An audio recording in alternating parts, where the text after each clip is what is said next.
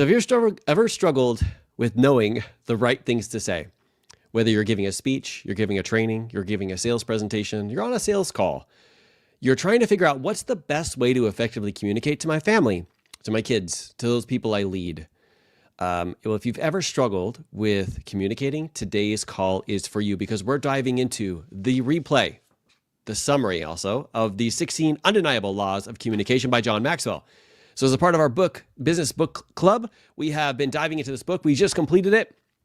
And I want to go through today a summary of the top 5 laws that I have read in this book, that we read in this book, and how they make a huge difference, not only when it comes to how we communicate at home, but also when we communicate online, really communicate just in general. John Maxwell, like I like to think about, is it's like when you read a book of his, you get 50 years of leadership experience, all like put together in one book. And this book is like, it's really timely for me, having now getting an opportunity to give keynote speeches, doing a lot of stuff on YouTube, doing a lot of things like that to really be most effective when it comes to communicating and really getting good at listening, right? So today we're going to dive in. Julie, what's going on, my friend? I have my beautiful and incredible wife here, Teresa, who didn't necessarily read this one with us, but she's going to give us some feedback as we go in terms of like what speaks loudest to her. Now, as we go, like I said, there's 16 laws here, but we don't have like enough time to go over all 16. We're going to go over the top 5 that I really connected to. And I really like actually the flow of how this book kind of like is put into play. All right. Now, as we go, I would love to hear from Julie and some of the other people who are on here in terms of what your biggest takeaways were, what your biggest and most important laws are. But the way that he broke this down, he broke it down into 5 sections. The first one is who says it. So the who related to communication. The second part is what is said. The third part is how it is said. The fourth part is when it is said. And the fifth part is why it is said. Now, these 5 parts are really, really powerful because when you get into whether it's having a conversation with somebody or you're going to give a speech, you can actually fast forward right to the part of the book that you need to like really dive into the most. Now, in the first section where we talked about who, let's see, let me just make sure, where he says who says it, there's 3 laws, and 2 of them are really, really powerful laws that really helped me when it comes to how to be a most effective communicator. And I want to go into the law number 1 that he calls it. He calls it the law of credibility. He said, your most effective message is the one that you live. Now, one of the key highlights from this chapter for me is when it comes to communication, a disconnection doesn't work because your most effective message is the one you live, not the one that you're trying to tell from someone else. Anything else is just empty words. This is the law of credibility. And he says, like, whenever you're having that conversation, whether you're doing a keynote, whether you're talking to your spouse, whether you're like, you have to be sharing your specific message, not one that is kind of like given to you from someone else.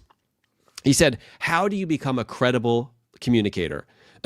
Whether you're having a conversation, it's a sales conversation, and it doesn't sound like you're being credible or authentic, or you're having a conversation with your kids and they're like, why are you talking like that? It's very important that we actually think about how do we become credible as a leader? And this is how he breaks it down. I'm going to give you 5 pieces to become an incredible leader. Number 1 is to be transparent. Be transparent. So when you're communicating, it's more than just sharing information. It's really sharing about yourself, and it's your real self, not your authentic self, not your best self, but the real you. And when John Maxwell like shares about this, he talks about like how when he's on stage, sometimes he will say things that get him to get people in the audience to know that he's just a real human and that he makes mistakes too. So you have to make sure that when you're communicating that you're being transparent. Number 1 is being consistent. So meaning you're saying the things consistently, but you'll find it a little bit later, acting on those things consistently. So number 2 is you have to be consistent. Number 3 is be a good example. Meaning you're taking the action on the things that you are teaching and speaking about.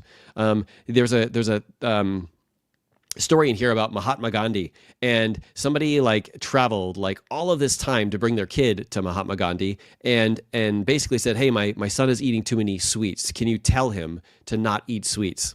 And Mahatma said, bring him back a week from now and I will have a conversation with him. So she took him back. Then she walked all the way back the next week. And she's like, hey, I'm back. Can you tell my son not to have sweets? And he turned and looked at his son and he said, stop eating sweets. And she said, why did it take you a full week before you actually could say that? Why couldn't you have done it last week? He said, last week I was eating sweets and I can't tell someone not to do it if I'm currently doing it myself. So when you think about the things that you're teaching and you're talking on or you're communicating on, you have to realize that it's important for you to be a role model for those things. So don't teach anything that you're not willing to do yourself or that you're not currently doing or have done at least in the past. Number 4 is be competent in that area. So one of the things that I noticed really early on is when it comes to coaching, when it comes to communicating, when it comes to giving people energy, giving them hope, those are things that I'm competent with. I've done them so long, and it's just a natural part of my personality. But if you see me teaching a marketing training, that is not necessarily the things that I feel like I'm the most competent in. And so when I don't feel like I'm competent in them, I just know the basics on how to get by. I realize that when I get into that and I'm doing teaching and training, my energy is not the same. And so in order to be an authentic leader, an authentic communicator, you have to realize that you have to be in an area that you actually are competent in. You have that feeling of competence in. Number 5 is to be trustworthy. So talking about like how you're communicating and the message that you're putting out there, it has to come from a place of being trustworthiness. Like you're sharing that real, that authentic version of you. And when you can put all those 5 things into play, then you're becoming a credible communicator. Teresa, are you going to say something? Not yet. Okay. I saw you pop on. I was like, oh man. By the way, I do like it when we're both on the camera here. It looks like my face is huge when I'm by myself. So that is the first chapter, guys. That is the law of credibility. So in order for you to be most effective with giving your message, you have to be a credible leader. And it doesn't mean that you have to learn everything that you possibly need to learn about the subject or anything like that. It's that you have to be willing to do these 5 things, which is be transparent, be consistent, be a good example, be competent, and be trustworthy. Really, really important. Now, the second law that I want to get into, and this is also still under who says it, right? Because when you realize that it's you who's saying it, and you have to be the competent person giving the message. The second law is also an important one that really hit home for me. The second law is the law of observation. It says good communicators learn from great communicators. He talks about the wisdom of watching. And when you think about like the great communicators who have come before you, whether it's a great communicator, like great communicating to their to an audience during a keynote, to their spouse, to social media, to whatever, you want to sit down and think about like what are some of the basics that you can learn from other people who have come before you. So here's what he said in terms of his 4 ways that he actually leaned into this. Number 1 is he said, I worked to learn the basics of good speaking where I was. Meaning there's always good speakers that are around you. You've got to ask yourself, like, kind of take yourself out of the moment and ask yourself, like, who is the most effective communicator here in this room? And what can I learn from them? And then maybe they're not great communicators, but they're good communicators and you can learn a lot from them, but you can also learn what not to do. I've learned a lot about my communication techniques from working the police force for 20 years. And realizing a lot of people were not effective when it comes to communicating, and I didn't want to be like that, so I wouldn't communicate that way. But you work by learning the basics depending on other people that you're around. Number 2 is he learned more from great communicators outside his own world. So when you want to be really effective, yes, you want to learn from the people that you're around, but you also want to learn from the people in other areas, people who are more effective in communicating in a different area than you, because then you can elevate your current level of communication, not just in that other area, but you can bring some of the universal principles into what you're doing right now. The third thing is as his audience changed, he says, he changed to keep connecting with them. Meaning as they grow, as they develop more and more, you have to continue to keep yourself a few steps ahead of them. And that requires you to continue growing. You continue to learning different principles and different things to teach on and continuing to elevate how it is that you're able to communicate with them. because you don't want to just stay at the same a level of effectiveness. And the fourth is he started to teach core principles that everybody could apply. So one of the things that really helped me, and I'll mirror this to my life coaching and performance coaching certification and things that I did, is initially I was watching people from the outside, people who were close to me, people like my mentors, Josh, who were really effective at getting people to take action. And I started to take notes of that. Then I started to find people who were outside of the area of business who were really effective at coaching and helping people achieve results. And I learned so much from them. Then I got certified. I wanted to get a little bit more credibility to be able to understand like a lot of the things that maybe I didn't understand because I was just looking at it from the outside. So I went on the inside. And then from there, I started to teach it. Now, one of the things that it always gets me nervous, and I know it gets a lot of people nervous, is when you're going through a process and you're learning something and then you want to turn around and teach it, we start to have these conversations with ourselves like, who am I to be able to teach this, right?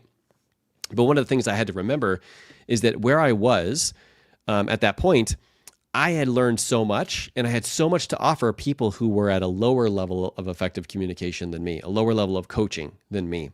It's not that I had to coach the greatest people in the world on how to become a coach. It was that I had to help enough people get to where I was. And by doing that, it actually helped me speed up the process by coaching other people on getting better and better at coaching. Because when you start teaching people how it is that you do things, you start to learn things that you never knew that you did. You start to come up with different ideas and strategies. You get so deep into that subject that all of a sudden you start to come up with your own ideas. And you're like, wow, this is crazy. Like I'm coming up with my own processes and my own things that I'm doing, which is why we decided to put together our certification because of that. But that is what you can do when you tap into law number 2, which is a law of observation. Start grabbing that information from the people you're surrounding yourself with, the people on the outside, maybe the people on the inside, right? Who maybe have like a deeper understanding of it, and then go out and teach it to someone else. Yeah, I was going to say that is one of the biggest lessons I think that I've had, is that you don't learn by just consuming information. You learn by practice. Mm-hmm. You learn by, doing the thing that you learned. And that's the fastest way to learn. Mm-hmm. Because if you're just consuming information, you don't really know the practical applications of it until you do it. Yep. So I think that's, it's like one of those universal principles that you say, right? 100%. 100%. Yeah. It's not just in communication, it's in every aspect, right? So I love that. And we have a video that we're going to have coming out soon talking about those universal principles. I think when you see that video, you'll understand what we're talking about related to how these effective laws of communication, which a lot of people are like, oh man, this just tells you how to be a public speaker. I'm like, no, it tells you how to have a conversation with your kid. Like literally, if you can read between the lines and grab onto the universal principles, is something that will 100% help you. All right. The next law that really spoke to me is law number 4. And that is the law of preparation. He says, you cannot deliver what you have not developed. Now, this one talks a lot about like when you're diving into preparing for whether it's a conversation that you're going to have, a keynote that you're doing, the amount of time and energy that you spend in preparing for it. What is it going to look like? What's the process you're going to take people through? I mean, he literally has a process in here to help pull out like a lot of information to make sure that you are preparing in advance for that thing. One of the things he talks about is he has a cabinet, and the cabinet has like, as he's reading and developing and reading books and growing, he'll hear or see something and he'll take a snapshot of it and then he'll file it away in this filing cabinet under that specific area. And then whenever he's like, oh, I'm going to give a presentation, for example, on communication, he's like, I want to pull the communication file. And so he will go back and he'll pull out all of the things that he's learned related to communication and the things that have really connected to him. And he will fully prepare so that when he gets out on stage or when he's about to have that conversation, he's fully prepared about all that stuff, not just jumping in and winging it. I know some people are like, I can just jump in and I can wing it. And that is a skill that I think I have at some respect. But when I sit down and I actually dive into it and ask myself, how can I be most prepared? And I'm even more effective than when I'm just winging it. Even if I've given that presentation 100 times, being able to be most effective with it by preparing is a huge deal. Here's a couple ways that he puts together the law of preparation. Number one, he asks himself, what do I want the people to see? And his answer is always their possibility. He's like, I want them to view things differently, but I also want them to take action. And so when you think about preparing, when you think about like, what do I really want them to see? What actions do I want them to take? What results do I want them to get out of this presentation? Now you're going to be prepared in advance. So when you get there, you know what actions you're going to want them to take. The next thing is, what do I want them to know? And his answer is their value. So somewhere in that presentation or training, he wants to make sure that they understand the value that every single person is bringing and has with them, regardless if they fully understand what it is that he's teaching. The next thing he does is, how do I want them to feel? He asked this in advance. How do I want them to feel when they're in my presentation? For his answer, it is being empowered. Can you see, like, by asking yourself this question, the next one is, what do I want them to do? When you're asking them these questions, you can now be fully prepared. When you walk out there, you're like, here's what I want them to know. Here's what I want them to do. Here's what I want them to feel. And here's what I want them to take from this. How fully prepared are you when you put together your presentation? If you're not asking these questions, you're kind of like winging it. And sometimes you can hit on some of these things. But he says what he does is he really values preparation, and he spends a lot of time being able to answer these questions. Now, one of the things that we do when it comes to our preparation, and this is something that we teach a lot inside of our programs, is instead of you coming to those conclusions on your own, like what are the problems you want to help people solve, what are those kind of things, is how we prepare is have conversations with people to get to the root of what's going on and see how best you can help support them on that mission. So if I'm giving a keynote presentation, for example, to the American Jail Association, which I did in October, I didn't just say, oh, let me talk to the leaders and hear what's going on and then make a PowerPoint presentation about what I can do to help them. I said, okay, I understand what you're saying are the problems. Can I talk to some of the people on the front lines to hear what they're going through? And when I heard what they're going through and what they're struggling with and the things that they'd like some help with, now I could bridge what the supervisor said and what the frontline people were saying, and I could help really be prepared as much as possible for that presentation. Now, it takes a little bit of extra time, but I got to tell you, when you have that knowledge and you can prepare for it in advance, when you step out on stage, you're not second guessing what you're teaching. You step on a stage going, I'm the one who's most prepared out of all of these people, because these people only know what the supervisors want. These people only know what they want in terms of that. And when you as the communicator can bridge that gap between it, you really become unstoppable. And honestly, I think that's why people like ask people to come back to their audiences after they have taught, is because you've been able to bridge that gap in communication. The communication between everybody in the room and everybody in the audience feels seen and they're heard. Just like Julie said, you know, bridging that gap is key, that everybody feels like it was a really, really powerful session. Now, notice that I kind of like was talking about like giving a speech or training or something on, you know, YouTube, right? But the same thing applies when it comes to a conversation that you're going to have with your kids, right? Thinking about like a deep conversation that maybe you're going to have that is related to something that is a little bit difficult to talk about, right? Doing some research, figuring out like what is it that they want out of it, being able to hear like some of the things that maybe in the past that they've done that maybe could influence this, right? And coming at it from a perspective of there's a win-win situation here. I have to be willing to find it. Will help you have that conversation and be most prepared for it, because you can't be 100% prepared because you won't know what the other person's going to say, but you can be the most effective by being the most prepared before you have that conversation, rather than just having it on a whim. One of the things we talk about inside of a lot of our like one-on-one coaching sessions and some of our success pods is people want to have a conversation with their significant other. And they just want to have it at a random time during a random place whenever that subject comes up. And I'm like, that's not the most effective way to communicate. We have to find when's the best time, what's the best approach, how can you best start that conversation, usually with a powerful question that gets them to feel seen and heard, but also gets you to see that there's a win-win situation here. And you're not just coming from your perspective, you want to hear their perspective too. And that's all about preparing in advance. And the more that you can prepare in advance, the more comfortable, I wouldn't want to say comfortable, but the more open you'll be to having that conversation, because you already know a couple different paths that it could go and where you could go. But in reality, you're never going to 100% know, but you'll be most prepared and it'll make you feel most effective in that moment. Does that make sense? All right. That was law number 4.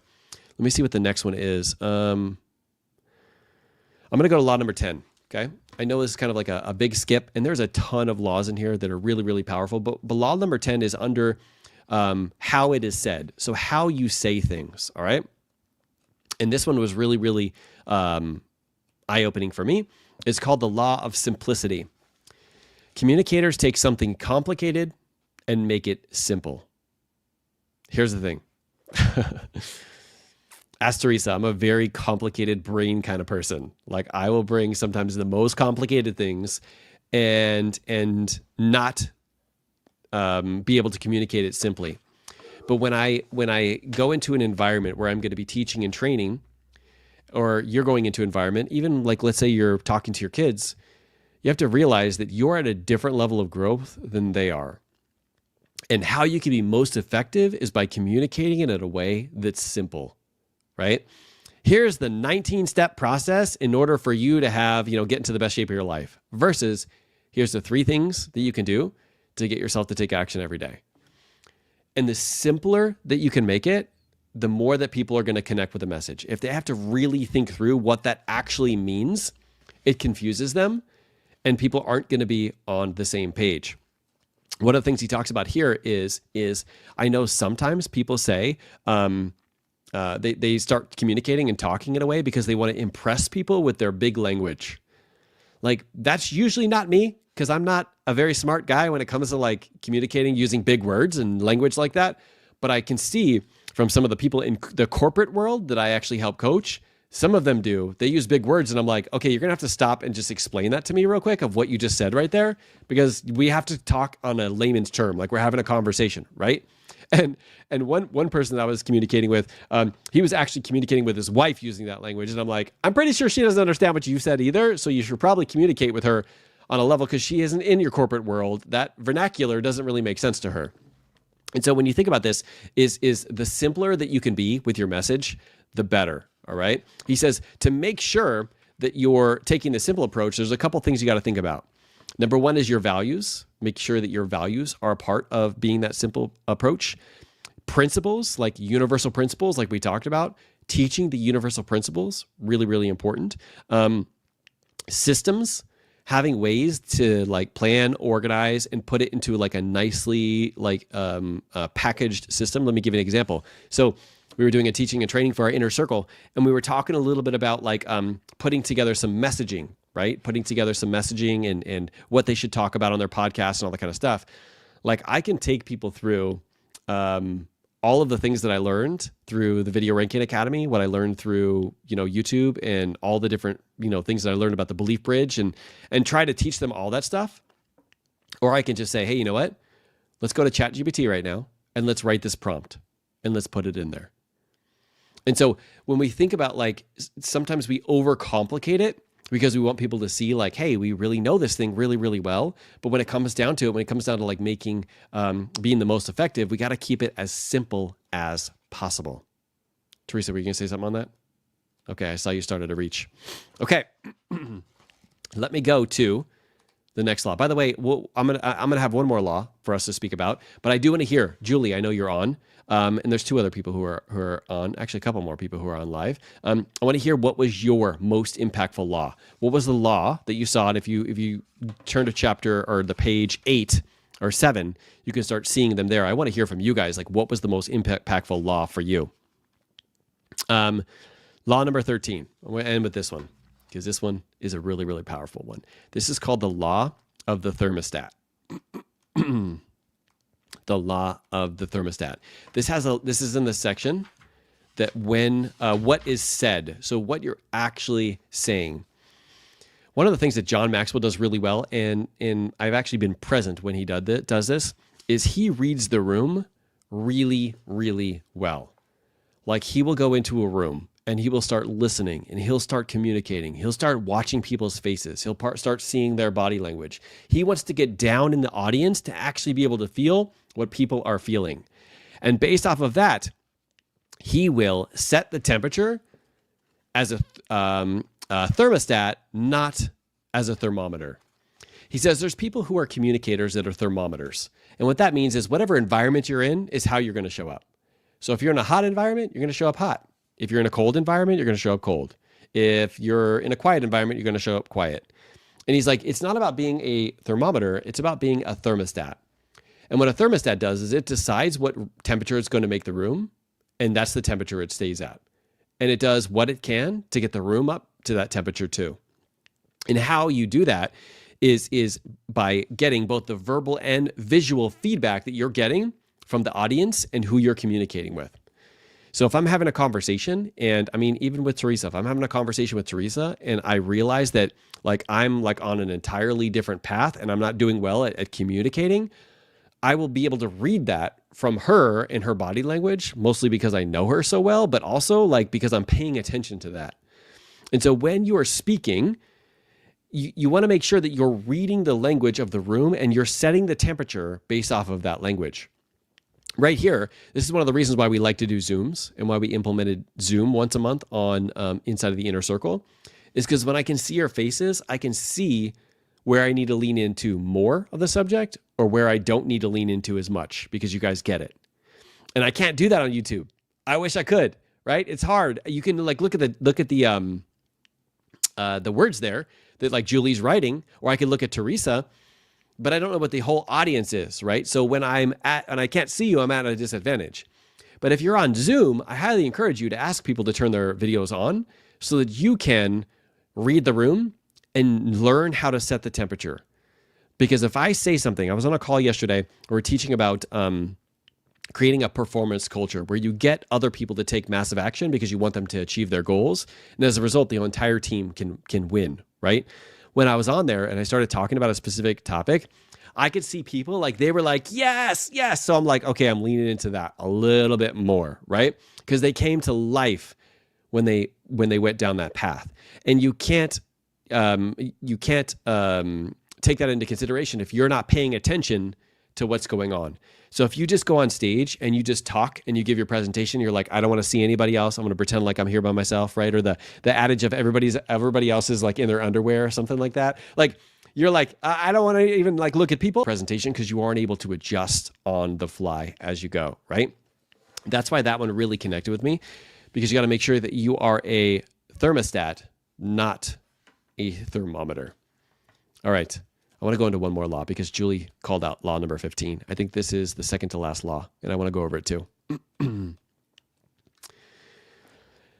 We'll go over this one last, and that is why it is said, the law of adding value. People may forget what you say, but they never forget how you made them feel.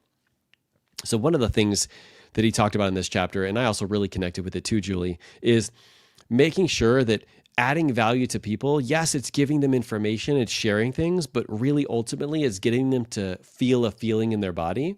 For me, it's that feeling of hope. Like when I get off a inner circle call or a YouTube live or a video, I want somebody to go, this is possible for me. Like, I don't want them to think that, oh my God, like everybody else could do this but me. I want to give them that feeling that this is possible, right? And so when you think about your roles, whether it's as a salesperson, a speaker, a manager, a writer, a leader, it's based off of what Zig Ziglar said. And that is like, you can have anything you want when you help enough people get what they want. And how we do that is we add value to them. Yes, teachings, trainings, all those kind of things, but also how we make them feel. Because really, ultimately, when you think about the action that people take, is they take action based off of what they currently believe. Because belief is what drives your behavior. And if you believe it's possible, you believe that you could do this, you believe that it's simple, you believe that that person is authentic and they're sharing it from a way that makes you feel like, hey, this person's just like me, or at least just used to be like me, it gives them that hope to be able to go out there and to take action and make it possible for them too. So guys, those were my 5 + 1, 6 most powerful laws of communication in this book. If you are not a part of our Business Leadership Book Club, I'll leave you the link below. You can go to monoleadership.us/book club. You can get in there. Right now, we're doing it for free. The next book we're reading is The 4 Disciplines of Execution.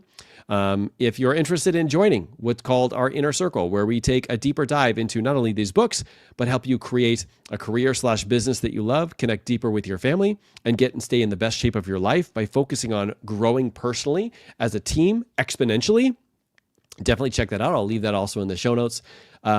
And then I just want to say how much I appreciate everybody for being here, for leaning into the book club, for making this book pop up to the top of our list, because it was a really, really powerful read. Go through these and ask yourself, how can I pull maybe 1 or 2 laws out of this book, or maybe out of the ones I shared, and lean into them this week?